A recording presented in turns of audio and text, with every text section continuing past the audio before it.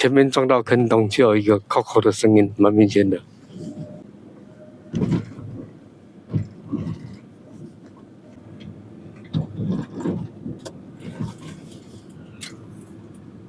我们刚刚呢试车有听到那个蹦蹦蹦的声音，我们回来底盘有检查了一下，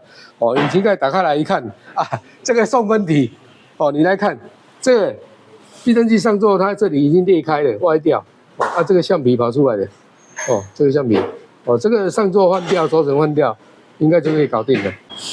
这个上座呢拆开来看，确实这个都已经整个都断掉裂开了，而且它这个已经偏一边，这个也都裂开了。这个换掉那个蹦蹦蹦扣扣那个声音就可以搞定了。